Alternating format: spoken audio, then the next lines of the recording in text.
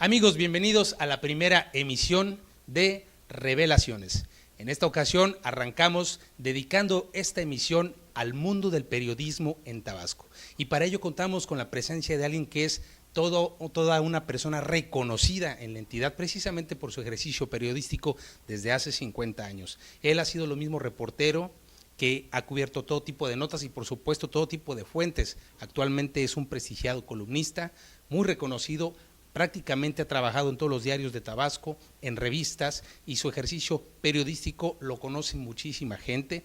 ¿Quieres conocerlo? Yo te invito a que te quedes con nosotros porque tienes mucho que aprender en esta plática, sobre todo si te interesa el mundo de la comunicación y el periodismo. De esta manera damos inicio a la primera emisión de Revelaciones.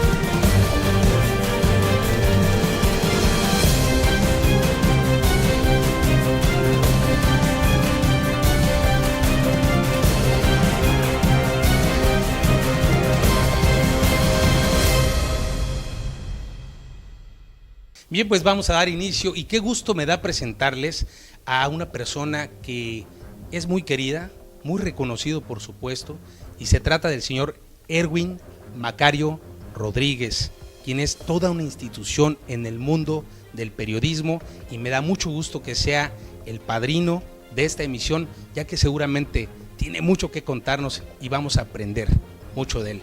Erwin, bienvenido aquí a Revelación. Gracias por tu atención. Es un gran placer estar aquí en el inicio de este espacio de libertad que espero sea un lugar para que el periodismo crezca más en Tabasco. Mucho que decir, sobre todo porque somos un estado que ha sido muy señalado por el control que se ejerce, sobre todo por parte del gobierno a los medios de comunicación. Para nadie es sorpresa que, bueno, hay algunos periodistas que ciertamente informan de las actividades del gobierno porque sirven a él, pero hay otros que lo hacen de otra manera distinta o que engañan al pueblo. Ese es uno de los tantos temas que me gustaría que platicáramos, que nos ilustraras con tu conocimiento, Erwin, pero vamos a iniciar por cuando tú llegas a Tabasco, a Villahermosa. Sabemos que eres oriundo de Tenosique. Háblanos un poquito de cómo surge Erwin en su entorno familiar, en ese Tenosique, y cómo te aproximas al mundo de las letras, por favor. Yo tengo la alegría del recuerdo de lo que era San Pedro, ver bajar las trozas de los árboles de Guatemala y de toda esa parte. Vi llegar los durmientes para atender la vía del ferrocarril. Mi padre llegó como ferrocarrilero, fundó el pueblo de San Pedro junto con Juan Aguilar, cuyo hijo también es periodista. Entonces mi infancia fue una infancia normal. Me fui a estudiar a Tenosique, después fui a estudiar a una parte de Veracruz, Hermosa, y ya mi familia se vino para acá y yo me hice periodista a la fuerza, pues. Lo que yo haría era corregir las pruebas porque el que escribía mandaba eso, se hacía en la imprenta caliente, linotipo, formación de todo eso, entonces hacían la prueba de agua, pasaban sobre la plana que iba a imprimir y hacían la prueba de agua y yo corregía la prueba de agua, que el texto que estaba acá fuera igual al texto que había enviado el periodista, el escritor. Manuel R. Mora mandaba, Bulnes, que era el cronista, mandaba, yo le corregía a Bulnes, esto no es el estilo, que no fueran a dar falta de ortografía en sus artículos. El periodista debe llevar toda una carrera, nota roja. Yo escribía sociales también. Empecé a escribir notas, me mandaban a diversas fuentes. Mi primer fue escribir, ser reportero, y lo sigo siendo toda mi vida. Pero ya después ya entré al reportaje, a la crónica, fui todos los géneros del periodismo lo manejo. Pero yo creo que un periodista, para que llegue a ser columnista, debe haber pasado toda esa etapa. No se puede llegar a escribir un libro si no sabe uno manejar la gramática, si no sabe uno manejar la palabra. Es como cuando en la política quieren ser papa sin haber sido cardenal. Hemos visto cuántos quieren ser gobernador y no tienen ni un cargo. Antes se escalaba en la política igual. Tenías que recorrer administrativa, política y partidariamente toda una gama de actividades para aspirar a un cargo público. ¿Hay alguna experiencia como reportero que te haya dejado un recuerdo, pues, de cualquier tipo, agradable o desagradable? Algo que tú digas, este reportaje o esta entrevista me marcó. Muchas. En primer lugar, yo vi arder el mar cuando el stock se descontroló. Yo volé 3 veces allá con un periodista, Martín, de apellido Martín. Volamos hacia allá en helicópteros que nos daba Pemex. Éramos pocos los reporteros, nos atendían. Entonces fuimos para allá. Otro, yo vi entrar el Brenda, fuimos a Paraíso a alcanzar el Brenda, pero no entró en Paraíso, por suerte. Entró en frontera. Ahí nos amarraron los soldados a Las Palmas porque querían que iba a entrar. Nos habíamos atascado y los vecinos del lugar nos sacaron ahí junto con el ejército. Salimos de ahí. Otra experiencia, esta no tan agradable, fue entrevistar a Vasconcelos, que era líder de Pemex en Coatzacoalcos, cuando se acusaba todos los crímenes que hubo aquí, de Jaime Marín Severa, de otros que fue incinerado con nápal y otros crímenes dentro del gremio petrolero. Yo publicaba eso y como culpaban a líder de Coatzacoalcos, de la número 1, pues él pidió que se fuera a entrevistar y que lo fuera a entrevistar el reportero que estaba escribiendo sobre eso. Yo llegué, yo marqué todas las revistas que habían ahí para que supieran que había yo estado en su oficina. Y ya me venía yo cuando me dicen, no, de aquí vas a pasar la nota. Yo tenía experiencia, trabajaba yo en Avance. En Avance dictábamos la nota, así como estábamos platicando, teníamos que dictar la nota ya en forma. Por cierto que esto hizo que Manuel Gurría se hiciera mi amigo porque oyó una vez como dictaba yo una nota de él. Y entonces dicté la nota y le digo, bueno, gracias señor, ya me voy. No, dice, espérame, me mete lo que llaman chayotes los compañeros. Yo, me dice, no, le digo, no señor, no es nada, ya, usted habló con el periódico. No, dice, llévatelo, no te lo voy a agarrar. Es más, te va a acompañar aquí, el compañero te va a llevar. Si quieres divertirte, vete a divertir. Yo dije, divertirme significa algo. Voy a irme a un bar, yo en ese tiempo bebía. Le digo, no señores, que me están esperando en mi casa. Fui a la DO, me dejaron en la entrada y salí por la otra puerta y agarré un taxi con el dinero que me había dado. Vamos a un corte y regresamos con más entrevista muy interesante con nuestro amigo Erwin Macario, aquí en Revelaciones.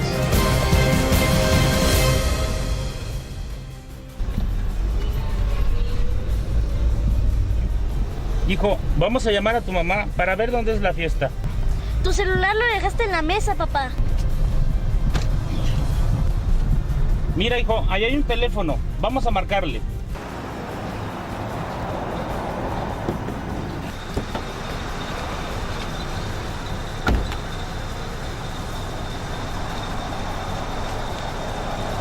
Papá, estás estorbando la rampa. Ay, hijo, por Dios, es rápido.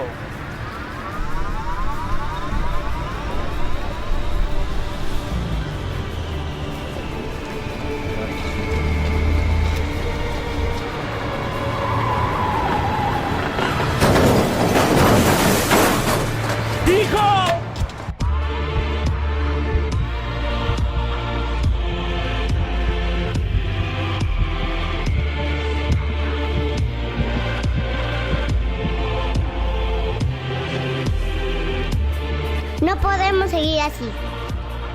La discriminación te acaba. Acaba con ella.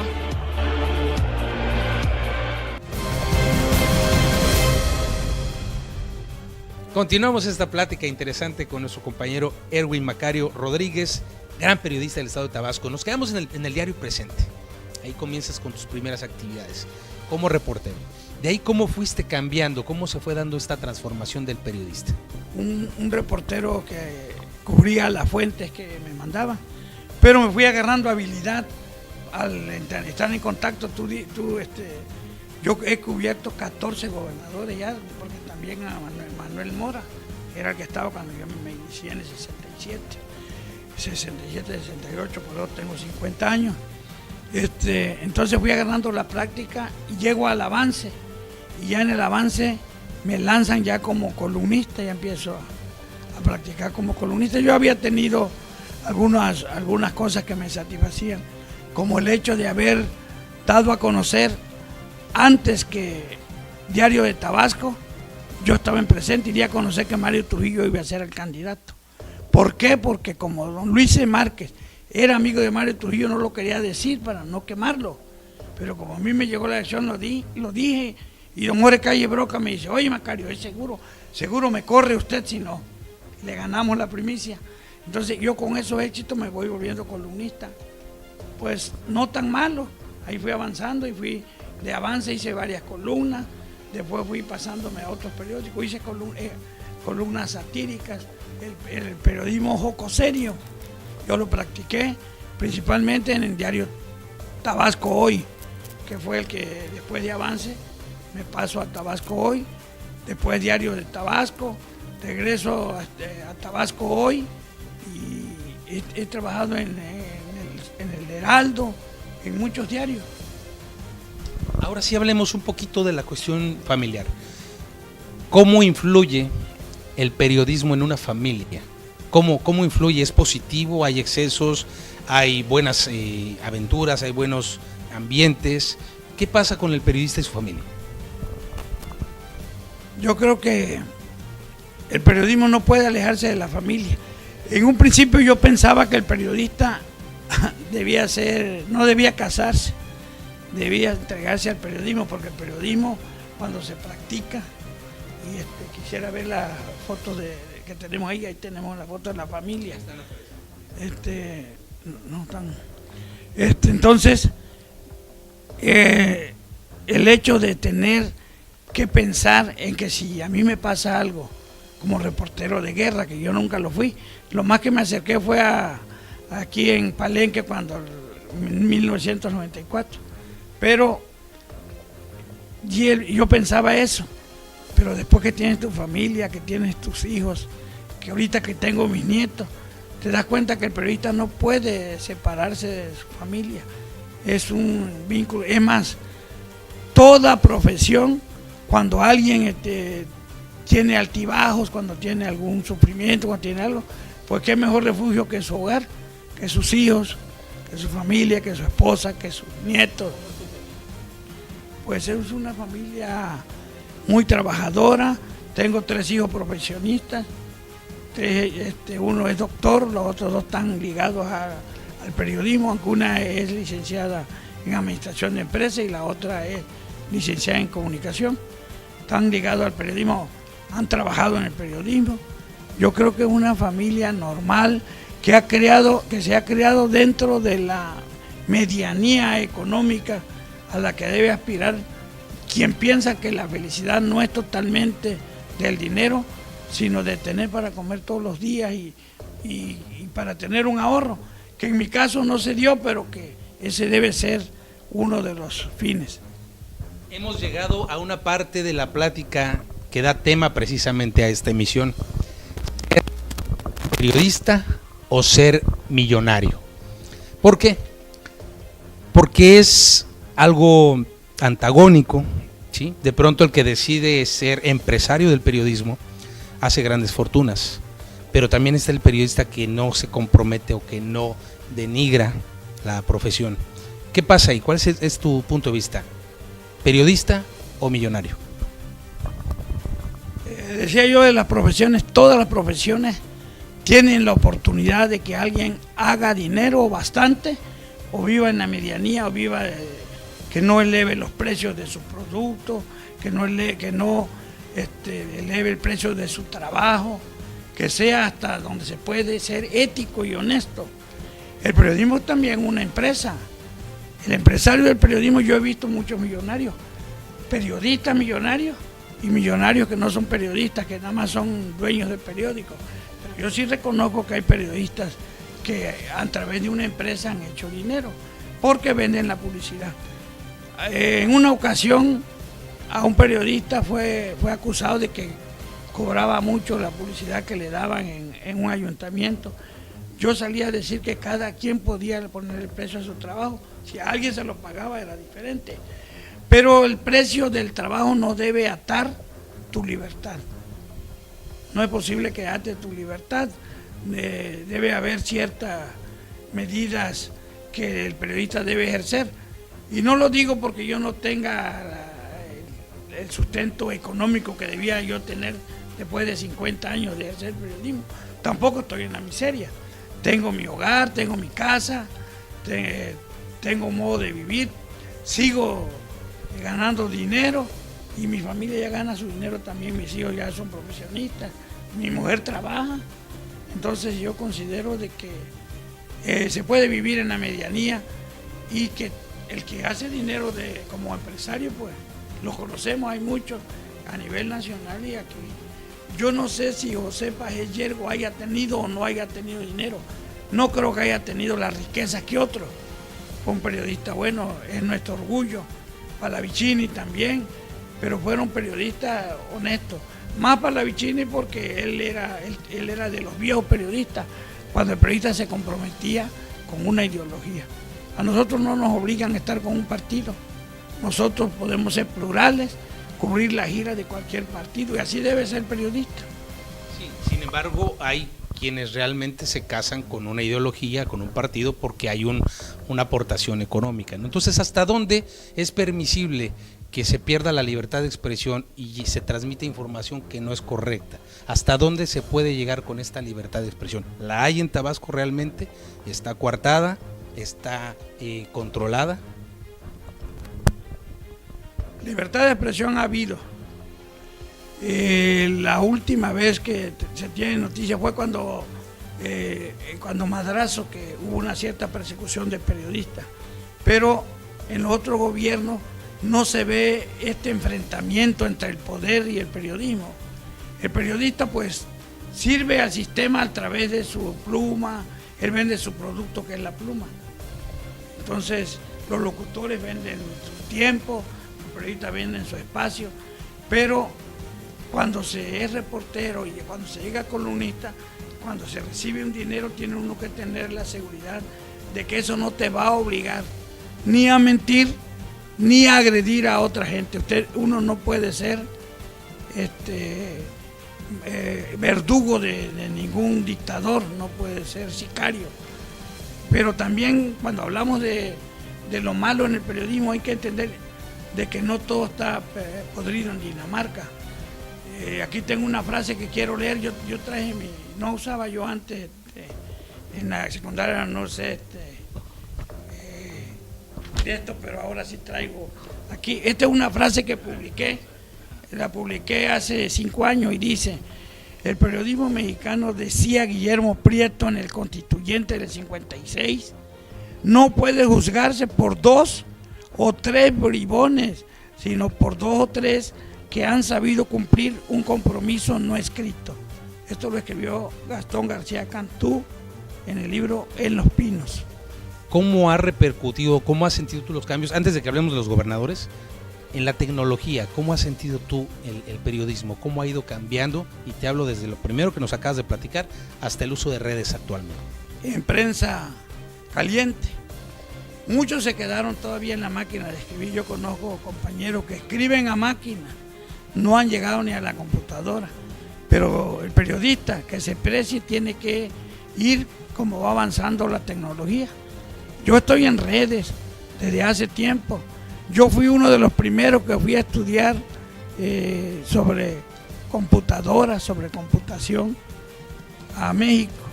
Me mandó Roberto Madrazo. Yo iba a colaborar con Roberto Madrazo como iba a colaborar con varios gobernadores. Todos han sido mis amigos, pero los que no han sido mis amigos son sus amigos.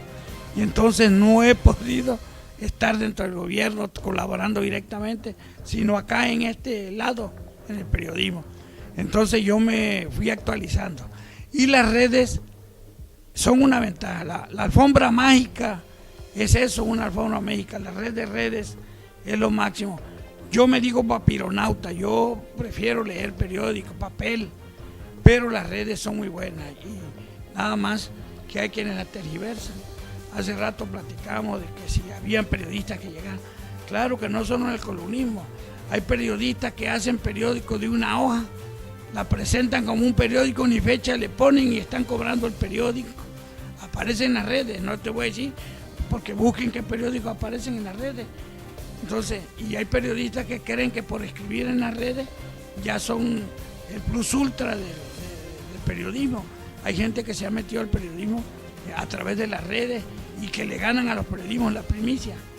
El periodista puede perder una primicia, pero no puede perder la credibilidad.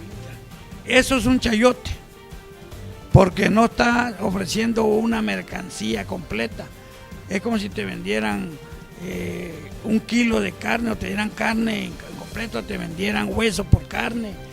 Están engañando, pero se autoengaña al político.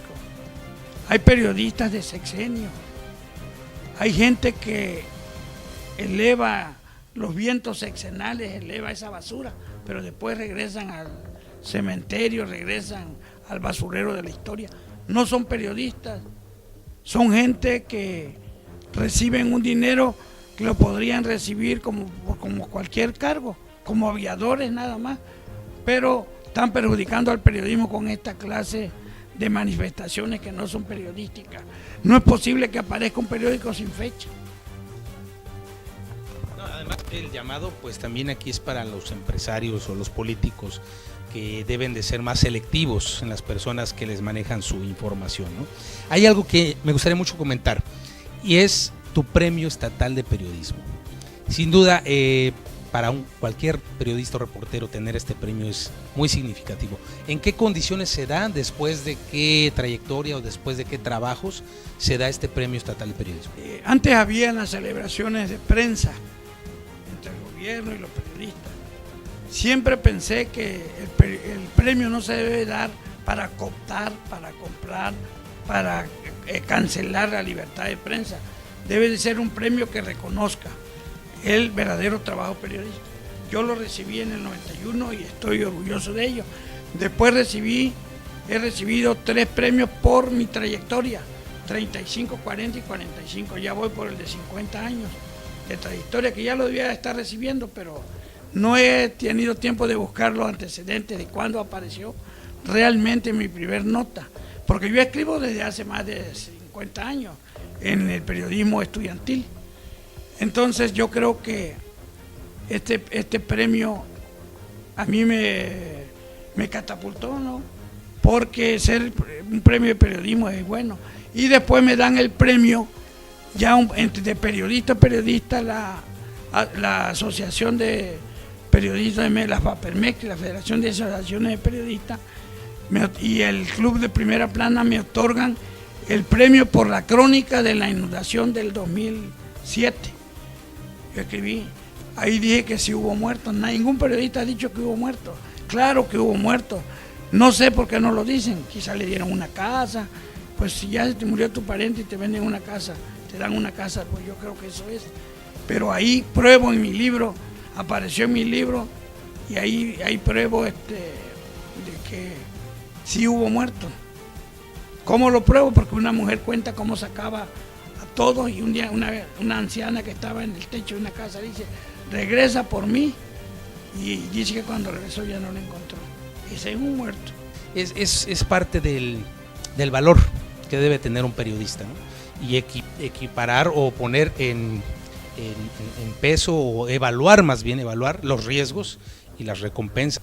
Yo creo que el periodista se hace todos los días, por eso nosotros nos reunimos en grupos de periodistas, hacemos periodismo confidencial, nosotros practicamos con políticos y sabemos cosas que la otra gente no sabe, es periodismo confidencial. ¿Para qué lo sabemos? Porque nosotros veamos las cosas como suceden y la entendamos.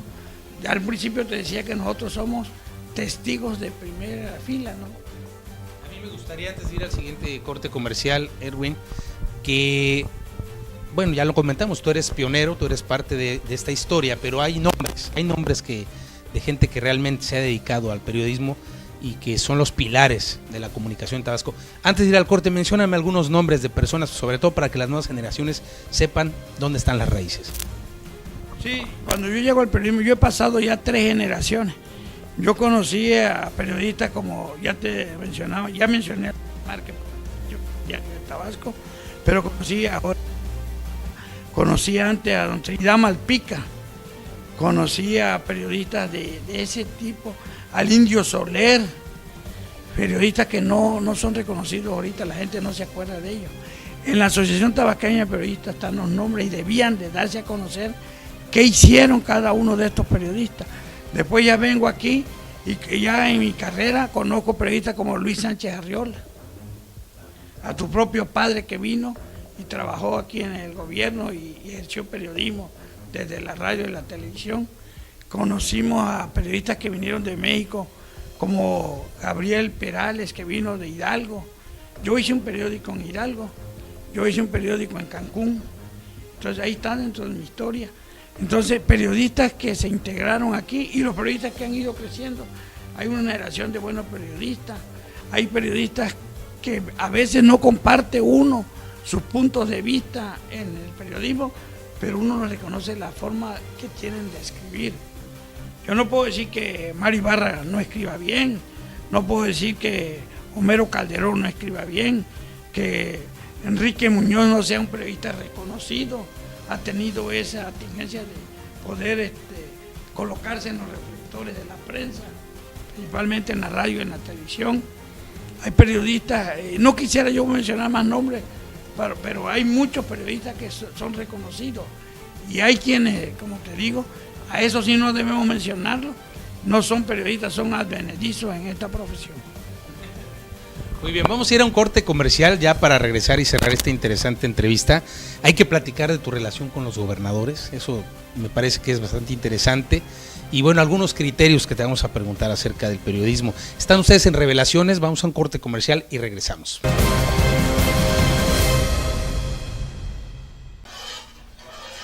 Andresito, ábrele la puerta a tu papá, que ya llegó de trabajar. Hola, papá.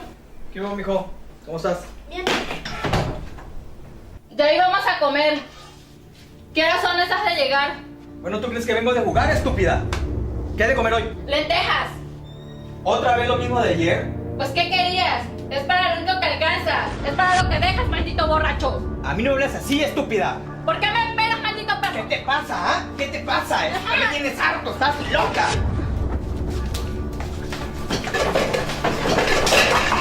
¡Papá, ya!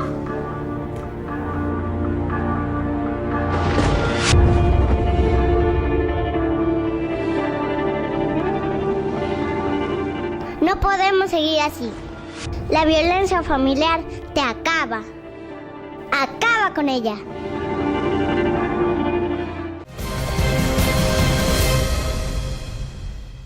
Bien, estamos de regreso en Revelaciones. Ahora sí, mi estimado Erwin. Bueno, antes que nada, vamos a mandarle un saludo especial a Audelino Macario, una persona que le tengo muchísimo aprecio, que es tu hermano, y que vamos a hablar rápidamente de él porque él también tiene una historia importante en el periodismo. Sí, él comenzó, yo tenía una síntesis y él comenzó a escribir ahí, digamos, no tenía ni 12, 13 años, comenzó a escribir y le gustó el periodismo y en el periodismo él se volvió, ya entró a lo que es la política. Entonces él trabaja el periodismo ligado totalmente a la política, él trabaja en campañas, trabaja en todo eso, igual que mi hija.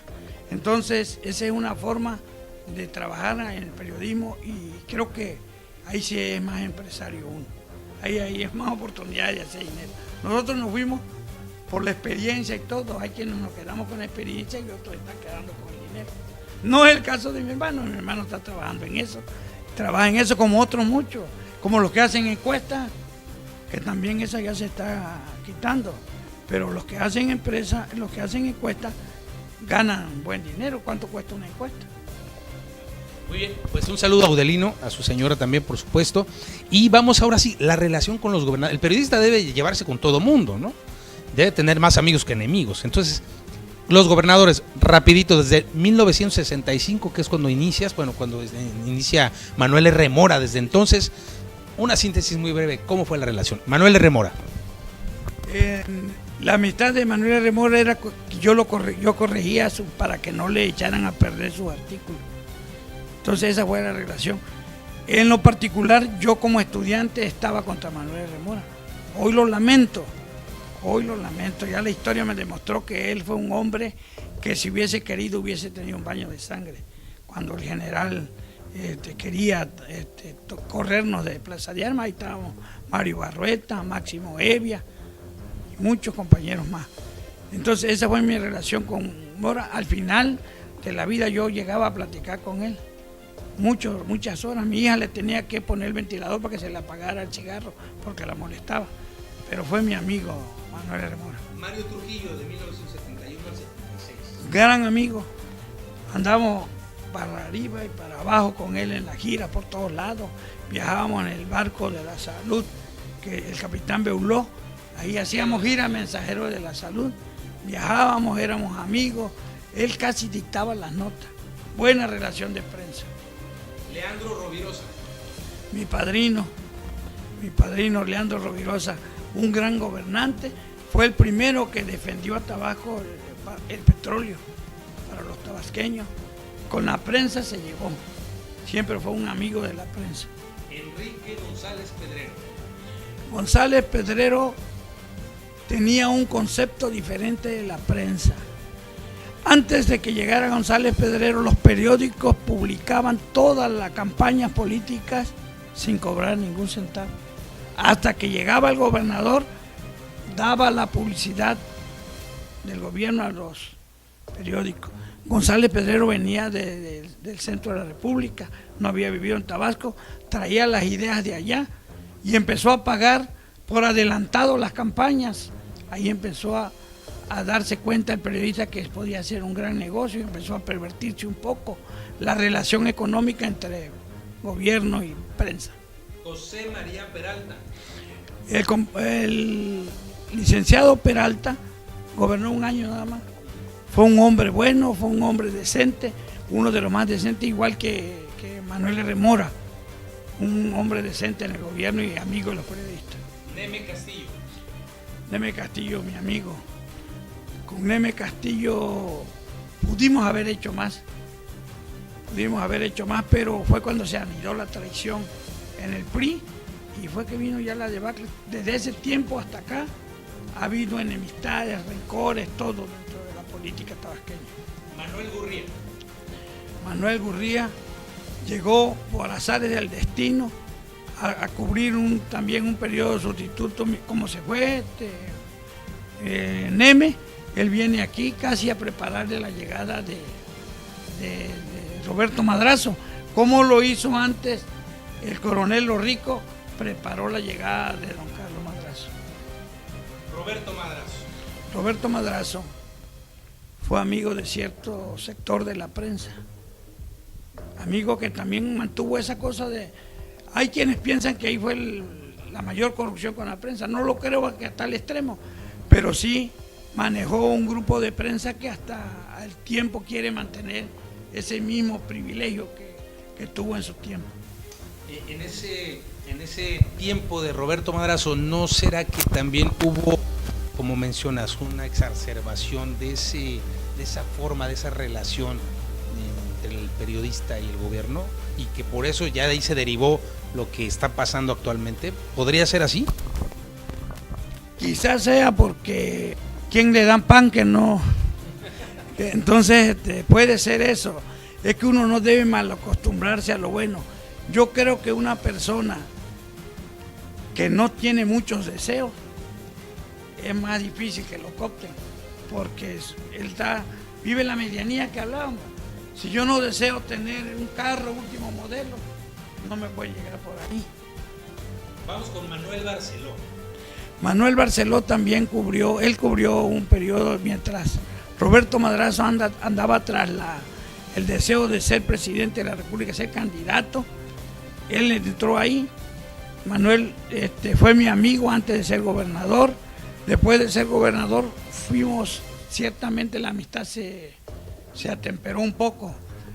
Yo siempre he dicho que el político y el periodista es como la relación entre la novia y el estudiante. Muchas veces el profesionista ya no se casa con la novia Y así el amigo del candidato y el amigo de esto ya no es amigo del gobernante. Vamos con Enrique Priego, que estuvo un año nada más. Un año llegó cuando anulan la elección donde iba a ser gobernador Manuel Andrade Díaz. Él llega ahí. Vamos ahora con Manuel Andrade. Manuel Andrade, bonachón, siempre alegre, siempre. Ese había sido un compañero de nosotros los periodistas, siempre de joven lo veíamos en el Congreso. Yo en lo particular, y perdóname Manuel, no creí que iba a ser gobernador, hasta que ya lo postulan y vuelve 2 veces, gana.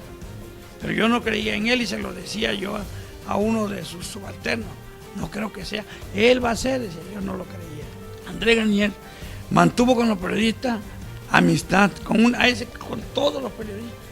Fue cuando comenzaron a haber periodistas que incluso atacaban supuestamente en nombre de él.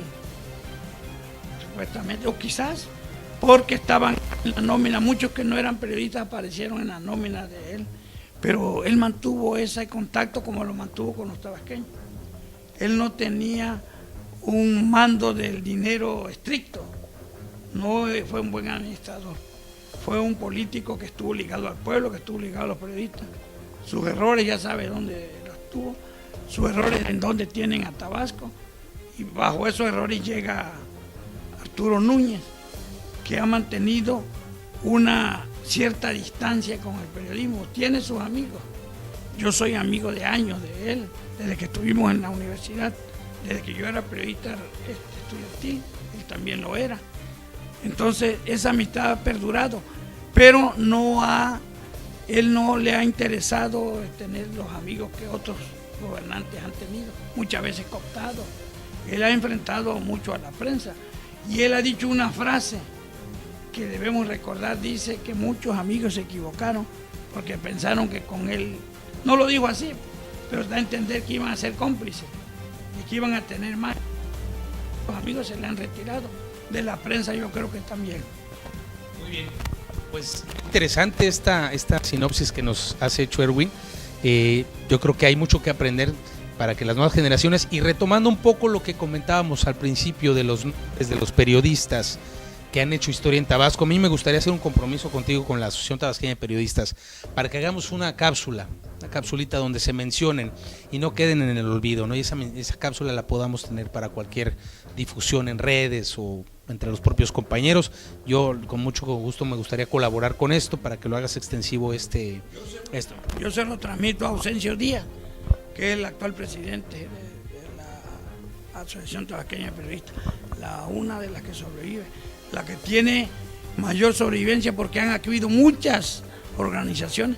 Yo una vez conté 16 asociaciones de periodistas porque había ciertos canonjías para esas asociaciones. Ya por suerte ahorita quedan pocas y es bueno que sea así, ¿no? Porque ahí se deben de ir depurando hasta que queden verdaderos periodistas en esa asociación. Bueno, ya para finalizar, Erwin, pues un mensaje a las futuras generaciones de periodistas. ¿Cuál sería tu mensaje como decano de 50 años ya de ejercer el periodismo como debe de ser? Ya lo dije, la lectura. Debe ser un lector constante el que quiera ser buen periodista. El que quiere llegar a ser dinero periodista, pues ese no le interesa. Ese no cuida ni la ortografía. Yo estoy corrigiendo en las redes cómo escriben algunos periodistas, siempre se los corrijo. Hay veces que me dicen, ¿por qué se lo dice ahí? Díselo aparte. No van a aprender. Si se lo dices aparte, te van a tirar loco. Si lo exhibes ahí, sí lo van a aprender. Entonces, lo mejor es estudiar y que lean a los periodistas. Los periodistas no escondemos como los abogados en las cárceles a sus víctimas. Los periodistas no matamos a nuestros pacientes. Los periodistas exhibimos nuestro trabajo en las hemerotecas. Ahí están los periódicos, que revisen cómo escribe cada periodista y que juzguen.